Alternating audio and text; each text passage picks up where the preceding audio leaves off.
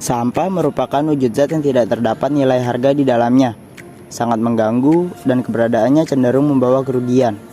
Sampah dapat berupa benda dari hasil konsumsi, produksi, sisa pemakaian, dan lain sebagainya.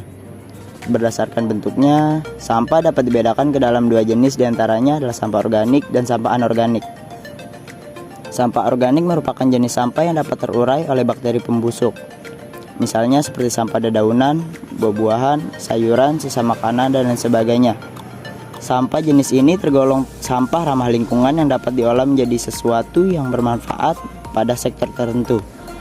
Misalnya saja, sampah dedaunan yang dapat diolah menjadi kompos yang berguna bagi tanaman dalam bidang perkebunan dan pertanian. Sedangkan anorganik merupakan jenis sampah yang tidak dapat terurai oleh bakteri pembusuk. Contoh dari jenis sampah ini diantaranya adalah sampah plastik, kaleng, aluminium, rangka besi, dan lain sebagainya. Sampah merupakan persoalan yang tidak dapat dianggap remeh. Dalam jumlah besar, sampah dapat sangat mengganggu baik dari sisi kesehatan, kenyamanan, serta keindahan di lingkungan masyarakat.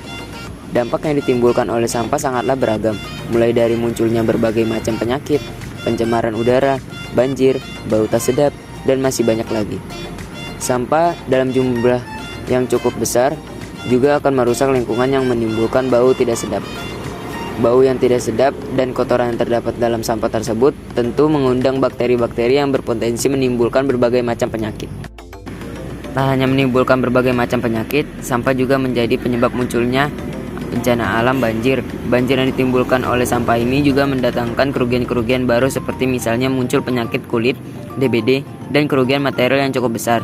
Banjir yang diakibatkan oleh sampah bermula pada pembuangan sampah ke sungai secara terus-menerus dan konsisten dalam jumlah yang besar. Hal ini tentu akan menyebabkan sulit air mengalir, pendangkalan sungai, penyempitan luas sungai, dan lain sebagainya, sehingga berakhir pada bencana banjir. Banjir yang terjadi akibat sampah tentu akan sangat merugikan lingkungan, terlebih lagi dalam segala aspek dan sendi kehidupan manusia. Begitu banyak dampak negatif yang dapat ditimbulkan oleh sampah. Di berbagai wilayah tertentu, sampah merupakan salah satu dari persoalan yang sangat sulit untuk diatasi. Hal tersebut disebabkan karena persoalan sampah hanya dibebankan kepada pemerintah eksekutif melalui dinas terkait saja. Dibutuhkan adanya kesadaran bagi para warga masyarakat agar mau mengerti dan memahami fenomena sosial yang telah lama dikeluhkan ini. Di antaranya adalah kesadaran untuk menjaga kebersihan, tidak membuang sampah sembarangan, terutama di sungai, menggalakkan kampanye di lingkungan sehat, dan masih banyak lagi yang dapat dilakukan.